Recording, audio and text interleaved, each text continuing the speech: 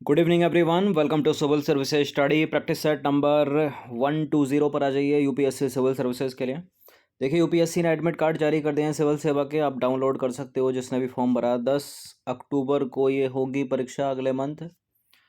ठीक है, 2 चरणों में। एक जीएस का पेपर होगा 9:30 से 11:30 और फिर 3 घंटे के गैप के बाद सीसेट की परीक्षा होगी 2:30 से 4:30। यही टाइमिंग होगी। ठीक है, तो चलिए स्टार्ट करते हैं। Practice set number 120। इस टेस्ट का पीडीएफ आप टेलीग्राम चैनल से डाउनलोड कर लीजिएगा कुछ घंटों के बाद। तो क्वेश्चन नंबर 1 पर आ जाइए। देखिए, समय कम है और ज़्यादा से ज़्यादा प्रैक्टिस करते रहिए। क्वेश्चन नंबर 1 है, निम्नलिखित कथनों पर विचार करेंगे। 2 स्टेटमेंट के साथ बताइए कौन सा करेक्ट है। थोड़ा तीव्र गति से चलिएगा जरा। विश्व की सबसे पुरानी गुफा कला की खोज लियांग टेंडांगने गुफा से की गई है और लियांग टेंडांगने गुफा मालदीव के सुलावेसी द्वीप पर अवस्थित है। बताइए। लियांग टेंडांगने, देखिए पहला वाला करेक्ट है, दूसरा गलत है। हम पहले भी चर्चा कर चुके हैं। सुलावेसी द्वीप इंडोनेशिया में, मालदीव में नहीं है। ठीक है, तो इसका आंसर हो जाएगा केवल ए।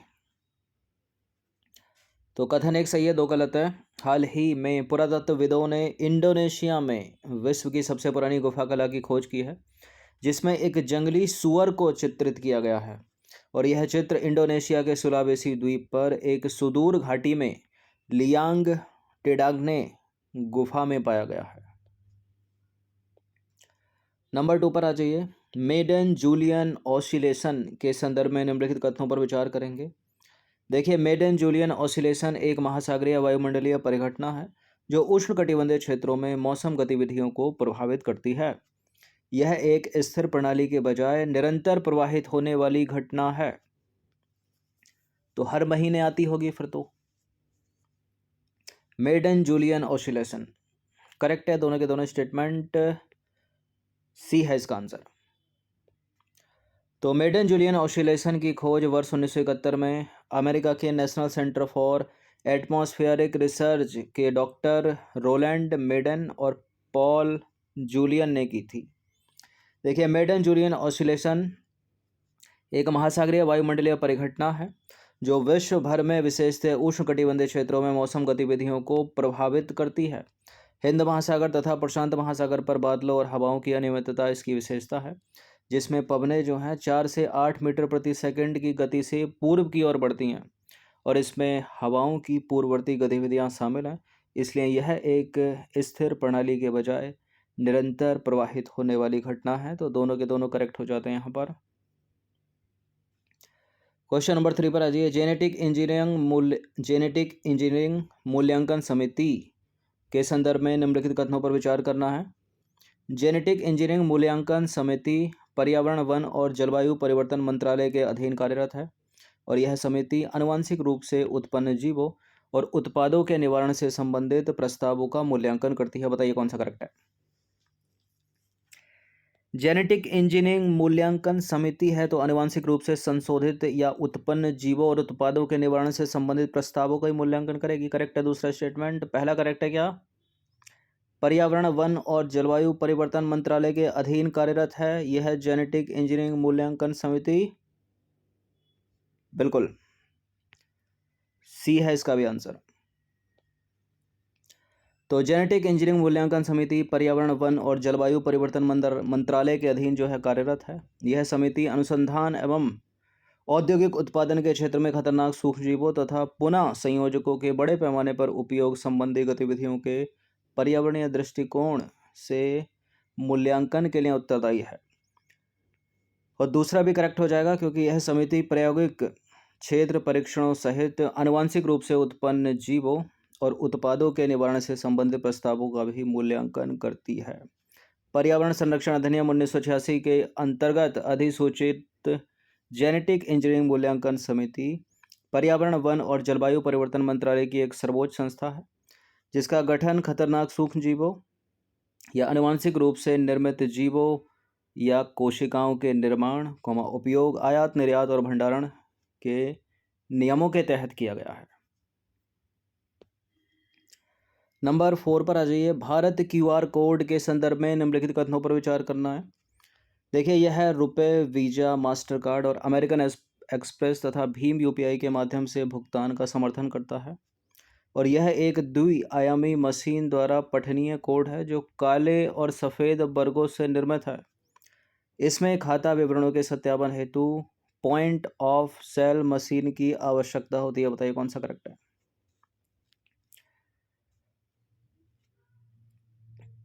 बताइए, क्यूआर कोड आपने देखा होगा हर शॉप पे तो रखा रहता है, ठीक है। फ्लिपकार्ट, आप पेटीएम, फ़ोनपे या गूगल पे, ठीक है, या भीम यूपीआई इसके थ्रू पेमेंट कर सकते हो, ठीक है।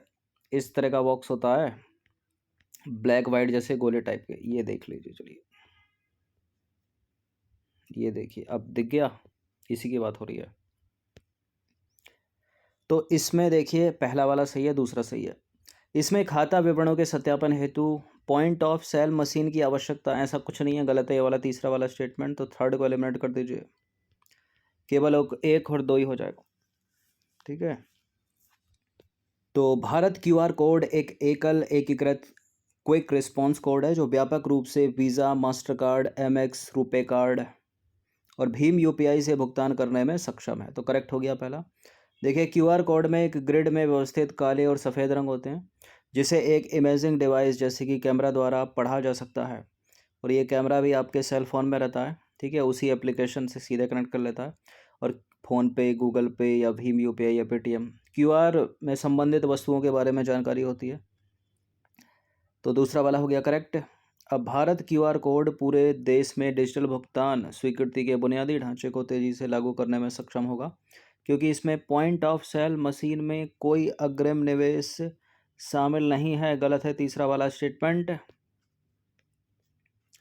देखिए, ग्राहक आसानी से भारत क्यूआर कोड के माध्यम से भुगतान कर सकते हैं, आपने करके देख भी लिया होगा, और इसके लिए उन्हें डेबिट या क्रेडिट कार्ड ले जाने की आवश्यकता नहीं है। इसके उपयोग से बिक्री उपकरणों के साथ छेड़छाड़ या साइबर समझौता बिंदु के माध्यम से डेटा चोरी या सुरक्षा संबंधी मामलों में जो है कमी आई है और भारत क्यूआर कोड के माध्यम से भुगतान स्वीकार करने वाले व्यापारी सीधे अपने बैंक खाते में राशि प्राप्त करते हैं, इसलिए इसके लिए किसी भी अग्रिम व्यय की आवश्यकता नहीं है, ठीक है। सीधे बैंक अकाउंट में पहुंचता है वो। क्वेश्चन नंबर 5 पर आ जाइए। आकांक्षी जिलों का सुधार कार्यक्रम के संदर्भ में निम्नलिखित में से कौन से विषय उसमें शामिल है। आकांक्षी जिलों का सुधार कार्यक्रम में निम्नलिखित में से कौन से विषय शामिल है, ये है स्टेटमेंट। और नीचे दिए गए कूट की सहायता से सही उत्तर का चुनाव कीजिए। आकांक्षी जिलों का सुधार कार्यक्रम: स्वास्थ्य एवं पोषण, शिक्षा, कृषि व जल संसाधन, गरीबी उन्मूलन। बताइए। स्वास्थ्य पोषण है, शिक्षा है, कृषि जल संसाधन है, गरीबी उन्मूलन नहीं है, ठीक है। बहुत पुराना फंडा हो गया ये। अब तो इन सब चीज़ों का विकास होगा तो ये चीज़ खुद ही हो जाएगी। तो 1 2 3 4 को एलिमिनेट कर दीजिए, बी हो जाएगा इसका आंसर। तो आकांक्षी जिलों का सुधार या परिवर्तन कार्यक्रम का उद्देश्य 28 राज्यों में 117 जिलों की सामाजिक आर्थिक स्थिति में तेजी से सुधार करना है और मुख्य रूप से राज्यों द्वारा संचालित यह पहल प्रत्येक चयनित जिले पर केंद्रित है। देखिए, इस कार्यक्रम के 3 प्रमुख सिद्धांत हैं: अभिसरण, सहयोग और तीसरा है जिलों के मध्य प्रतिस्पर्धा। अभिसरण केंद्रों और राज्य योजनाओं का और सहयोग नागरिकों का और जिला टीमों का, केंद्रीय और राज्य सरकारों के कार्यकर्ताओं का। और 5 वो मुख्य विषय कौन कौन से हैं जिन पर केंद्रित है आकांक्षी जिलों का सुधार परिवर्तन कार्यक्रम? स्वास्थ्य एवं पोषण सबसे पहला, तो उसके बाद शिक्षा, कृषि और जल संसाधन, वित्तीय समावेशन व कौशल विकास, और चौथा है मूलभूत व्यवस्थाएं, ठीक है, जिनमें सब आ जाता है, रोटी, कपड़ा, मकान, ये वो। क्वेश्चन नंबर 6 पर आ जाइए, ठीक है। रोटी, कपड़ा, मकान, बिजली, पानी। नंबर 6 है राष्ट्रीय राजमार्ग एवं अवसंरचना विकास निगम लिमिटेड के संदर्भ में निम्नलिखित कथनों पर विचार करेंगे। 2 स्टेटमेंट, कौन सा करेक्ट बताइए। देखिए, राष्ट्रीय राजमार्ग और अवसंरचना विकास निगम लिमिटेड सड़क और राजमार्ग मंत्रालय भारत सरकार के पूर्ण स्वामित्व वाली कंपनी है और यह कंपनी राष्ट्रीय राजमार्गों और अंतर्राष्ट्रीय सीमाओं के निकट रणनीतिक दृष्टि से महत्वपूर्ण मार्गों के सर्वेक्षण, स्थापना, उनके डिज़ाइन, निर्माण, प्रचालन, अनुरक्षण और उन्नयन को बढ़ावा देती है क्या? बिल्कुल ये करेक्ट है, दोनों के दोनों स्टेटमेंट। देखिए बड़े स्टेटमेंट है, बड़ी एक्सप्लेनेशन है, कुछ समझ में नहीं आए तो कोई दिक्कत नहीं है, पीडीएफ मिलेगा इसका। तो राष्ट्रीय राजमार्ग और अवसंरचना विकास निगम लिमिटेड सड़क परिवहन और राजमार्ग मंत्रालय भारत सरकार के पूर्ण स्वामित्व वाली कंपनी है। तो करेक्ट हो गया पहला स्टेटमेंट। और यह कंपनी पड़ोसी देशों के साथ अंतर्राष्ट्रीय सीमा साझा करने वाले देश के हिस्से में परस्पर संबद्ध, ठीक है, यानी इंटर कनेक्टिंग सड़कों सहित राष्ट्रीय राजमार्ग और रणनीतिक दृष्टि से महत्वपूर्ण मार्गों के सर्वेक्षण, स्थापना, डिजाइन, निर्माण, प्रचालन, अनुरक्षण, उन्नयन को बढ़ावा देती है। ठीक है, लेकिन एक बात देख लीजिएगा टेस्ट को, उसके बाद ही पीडीएफ पढ़ना, क्योंकि यहाँ बोल सुनकर प्रैक्टिस करोगे फिर उसको पढ़ेगा तो लंबे समय तक याद रहेगा। टोबिन कर का उद्देश्य क्या है बताइए? टोबिन कर का क्या उद्देश्य है? विदेशी मुद्रा बाजार में अटकलों और अस्थिरता को हतोत्साहित करना। विदेशी मुद्रा बाजार में अटकलों और अस्थिरता को हतोत्साहित करना। तो टोबिन कर विदेशी मुद्रा बाजार में अटकलों और अस्थिरता को अस्थिर करने व हतोत्साहित करने के उद्देश्य से अंतर्राष्ट्रीय वित्त लेन देन के लिए प्रोत्साहित कर है। 1972 में नोबेल पुरस्कार विजेता अर्थशास्त्री जेम्स टोबिन ने इसे प्रस्तुत किया था। तो विकल्प ए सही हो गया। क्वेश्चन नंबर 8 पर आ जाइए। निम्नलिखित पर विचार कीजिए जरा। 3 स्टेटमेंट बताना कौन सा करेक्ट है। बैंक दर, आधार दर, सीमांत स्थायी सुविधा। देखिए बैंक दर रिजर्व बैंक से लिए गए अल्पकालिक उधार पर दी जाने वाली ब्याज दर है, अल्पकालिक उधार। आधार दर वाणिज्यिक बैंकों द्वारा वितरित ऋण पर ब्याज की न्यूनतम दर है। और सीमांत स्थायी सुविधा वाणिज्यिक बैंकों को रिजर्व बैंक से रातों रात उधार लेने की अनुमति देती है।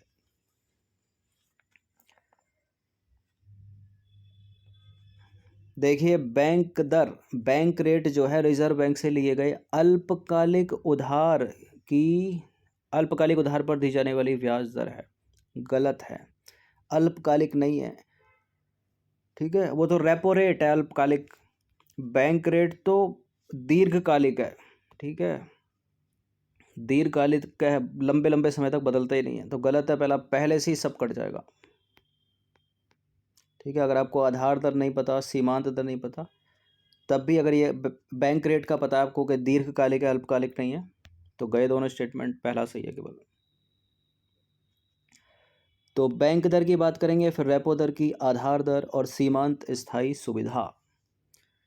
तो देखिए बैंक दर वह ब्याज दर है जिसे आरबीआई दीर्घकालिक ऋण के लिए केंद्र सरकार, राज्य सरकार, वित्तीय संस्थानों आदि पर आरोपित करती है। यह दर सीमांत स्थायी दर के साथ संरेखित थी। ठीक है, तो दीर्घकालिक है, अल्पकालिक नहीं है। ठीक है, अल्पकालिक या लघु अवधि की कौन सी है? ये है bank rate, sorry repo rate. तो रेपो रेट या रेपो दर वह ब्याज दर है जिस पर ग्राहकों को आरबीआई द्वारा तरलता समायोजन सुविधा के अंतर्गत लघु अवधि के लिए निधियां उधार दी जाती हैं। ठीक है, इसलिए पहला गलत है। आधार दर यह ऐसी ब्याज दर होती है जिसके कम दर पर अनुसूचित वाणिज्यिक बैंक अपने ग्राहकों को ऋण नहीं प्रदान कर सकते। ठीक है, जिससे कम दर पर जो कॉमर्शियल बैंकें होती हैं, वाणिज्य बैंक होती हैं, वो अपने ग्राहकों को ऋण नहीं दे सकती। ठीक है, जो भी बेस रेट होगा उससे कम, जो आरबीआई तय करेगी इसको। अब देखिए सीमांत स्थायी सुविधा क्या है। यह वह दर होती है जिस पर बैंक स्वीकृत सरकारी प्रतिभूतियों के बदले आरबीआई से रातों रात यानी ओवरनाइट फंड उधार लेने में सफल होते हैं। और यह तरलता समायोजन सुविधा खिड़की है जिसे आरबीआई यानी भारतीय रिजर्व बैंक द्वारा साख नीति के तहत मई 2011 में सृजित किया गया था। तो करेक्ट है तीसरा और करेक्ट है दूसरा भी, लेकिन पहला गलत है, क्योंकि बैंक रेट, बैंक दर दीर्घकालिक है, अल्पकालिक नहीं है। अल्पकालिक है रेपो रेट, रेपो दर। निम्नलिखित युग्मों में से कौन सा सही है? सूचकांक या रिपोर्ट जारी करता बताइए। वैश्विक सूचना प्रौद्योगिकी रिपोर्ट, वैश्विक लैंगिक अंतराल सूचकांक, समावेशी विकास सूचकांक। सबके सामने world economic forum, world economic forum, world economic forum, विश्व आर्थिक मंच, विश्व आर्थिक मंच, विश्व आर्थिक मंच। कोई गलत है क्या? कोई गलत सुमेलित है क्या? वैश्विक लैंगिक अंतराल सूचकांक दूसरा तो सही है। चूंकि दूसरा सही है तो ये तो होगा नहीं, बी, सी या डी में से आंसर है। समावेशी विकास सूचकांक विश्व आर्थिक मंच या वर्ल्ड बैंक? विश्व आर्थिक मंच, ये भी सही है। वैश्विक सूचना प्रौद्योगिकी रिपोर्ट भी विश्व आर्थिक मंच ही है। तो सारे के सारे सही हो गए, डी हो गया। तो क्या क्या रिपोर्ट या सूचकांक जारी करता है विश्व आर्थिक मंच? यात्रा व पर्यटन प्रतिस्पर्धा रिपोर्ट, वैश्विक सूचना प्रौद्योगिकी रिपोर्ट, समावेशी विकास सूचकांक और वैश्विक लैंगिक अंतराल सूचकांक भी सभी। क्वेश्चन नंबर 10 पर आ जाइए। मैंग्रोव फॉर द फ्यूचर के संबंध में निम्नलिखित कथनों पर विचार करना है। MMF mangrove for the future कार्यक्रम के कार्य क्षेत्र में प्रवाल भित्तियां, समुद्र तट और समुद्री घास शामिल है। इस पहल में केवल हिंद महासागर क्षेत्र के सभी मैंग्रोव विस्तार वाले देश शामिल हैं। देखिए, पहला तो लग रहा कि हाँ, mangrove for the future, coral हो सकते हैं, समुद्र तट हो सकते हैं, समुद्री घास हो सकती हैं। ठीक है कि जब मैंग्रोव के लिए कर रहे हैं तो कोरल के लिए भी कर लो, समुद्र तटों के लिए भी कर लो, समुद्री घास के लिए भी कर लो। लेकिन दूसरे में क्या केवल हिंद महासागर है? और हिंद महासागर है तो क्या सभी देश? गलत है, सभी नहीं है। ठीक है, पहला वाला करेक्ट है, दूसरा वाला गलत है। तो इसका आंसर हो जाएगा केवल एक। ठीक है, 5-6 देश थे पहले, भारत, श्रीलंका, ठीक है, लेकिन बांग्लादेश, पाकिस्तान, म्यांमार, कंबोडिया, ये भी हाल ही में जो है इसमें ऐड किए गए। हिंद महासागर है, सही है, लेकिन हिंद महासागर के सभी मैंग्रोव विस्तार वाले देश नहीं है। 4-5 पहले थे, 5-6 पहले थे, 4-5 अभी आए। तो गलत है दूसरा, पहला सही है। तो देखिए, मैंग्रोव फॉर द फ्यूचर सतत विकास के लिए तटीय पारिस्थितिकी तंत्र संरक्षण में निवेश को बढ़ावा देने के लिए एक अद्वितीय साझेदारी पूर्ण पहल है। ठीक है, और इस पहल का प्रमुख जो कार्य है मैंग्रोव वनस्पति है, लेकिन मैंग्रोव फॉर द फ्यूचर प्रवाल भित्तियों के लिए, ज्वारनमुख के लिए, रेतीले समुद्र तट, लैगून हो गए, समुद्री घास, आर्द्र भूमियाँ जैसे सही प्रकार के पारिस्थितिक तंत्रों को समाविष्ट करता है। इसलिए पहला वाला हो गया करेक्ट स्टेटमेंट। अब देखिए, मैंग्रोव फॉर द फ्यूचर वर्ष 2004 में हिंद महासागर में आई सुनामी से पहले और बाद के तटीय प्रबंधन हस्तक्षेपों की पृष्ठभूमि पर विकसित हुआ है, और इसने आरंभ में उन देशों पर ध्यान केंद्रित किया था जो इस सुनामी से प्रभावित हुए थे। कौन कौन? भारत, इंडोनेशिया, श्रीलंका, थाईलैंड, मालदीव और सेशेल्स। और हाल ही में इसने बांग्लादेश को, पाकिस्तान को, कंबोडिया, म्यांमार और वियतनाम को भी अपने दायरे में ले लिया है। तो दूसरा स्टेटमेंट इसलिए करेक्ट हो जाता है क्योंकि सारे नहीं है, सारे मैंग्रोव वाले देश नहीं है, ठीक है, जो हिंद महासागर से लगे हुए हैं। ये जो स्टेटमेंट था कि इस पहल में केवल हिंद महासागर के सभी मैंग्रोव विस्तार वाले देश शामिल हैं, ये गलत है। तो ये 10 प्रश्न थे बड़ी स्टेटमेंट के साथ, इन सब की प्रैक्टिस कर लीजिएगा। धन्यवाद।